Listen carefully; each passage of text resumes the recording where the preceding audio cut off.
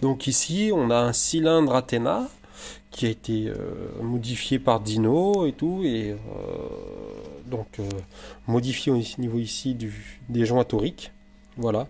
Et ça c'est pareil en utilisant des dômes des culasses Athena et tout, et on a beau faire ce qu'on veut, hein, même si on le fait dépasser de 5 centièmes, hein. Le problème c'est que bon, sur celle-là, on va abîmer le petit bord du dôme là, et par contre sur celle-là, comme les dômes sont plus gros, le problème c'est qu'au bout d'un moment, le dôme, bah, comme celui-là, hein, il a du jeu, hein, forcément, il a du jeu, hein. Et ce qui fait que il vient marteler le haut du cylindre, et qu'est-ce que ça fait? Regardez, ici là, ça vient écailler le Nicasil. Voilà, voilà. Et on voit la marque en plus du dôme, mais ici, là, la marque tout au pourtour, qui a été matée, hein, on le voit très bien. Après là, il y a les... Le cylindre, il est malade, hein. Mais voilà, ça vient marteler et tout le dôme s'écaille.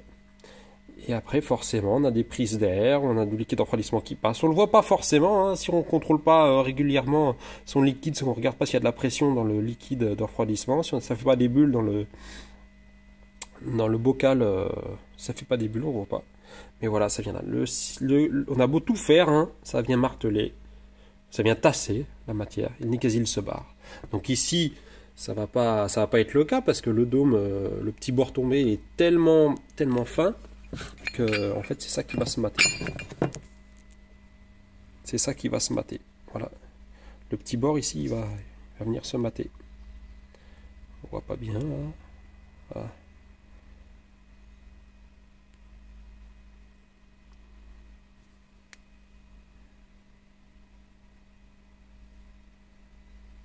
Voilà. Le bord ici,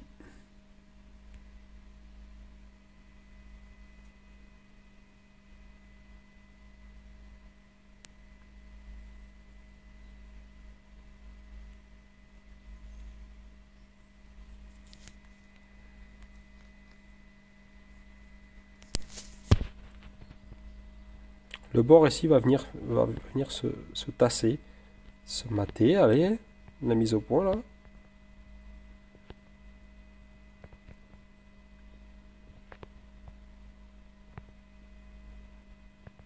Voilà. Vous l'avez compris, hein. Tellement peu de matière que là ça va se tasser. Donc dans l'idée c'est que les culasses, ça fait partie de la fiabilité et qu'il faut refaire. Et puis les dômes c'est bien, mais on va pas les changer tous les 5 minutes. Ça fait des joints en plus et tout, alors que ça on met et c'est fini quoi. Ça on met avec un joint standard. Voilà, je m'efforce à faire de nouveaux produits, tout ça, et forcément les joints, moi je mets ça fait 4 ans, hein, avec le bon squish et tout ça, hein. Ça fait 4 ans que je roule avec ma moto, j'ai pas de soucis. Voilà, qu'est-ce que je peux vous dire de plus? C'est tout, hein, c'est déjà pas mal, hein. Donc voilà, sur les cylindres neufs, hein, neuf du kit Athena, hein, avec la culasse et tout ça, les problèmes de dôme sont là. Et le problème c'est que moi je veux pas faire des dômes, parce que déjà d'une, on va pas les changer tous les 5 minutes. De deux, à avoir une production avec des dômes qui sont en corrélation avec les culasses, ça demande de l'usinage et un taux de qualité bien plus haut que ce qu'on peut proposer après en tarif. C'est plus compétitif quoi. Donc moi j'ai décidé de ne pas faire avec dôme. Voilà.